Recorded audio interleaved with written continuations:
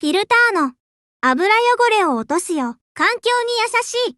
この洗浄剤使いよ。温めると洗浄効果アップ。今回は40度のお湯で希釈します。完成した洗浄液に汚いフィルターをつけて30分放置すると油汚れが落ちて簡単にきれいになりました。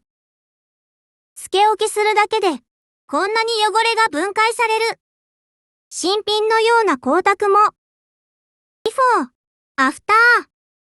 エコスーパーファイン。Amazon で買えるよ。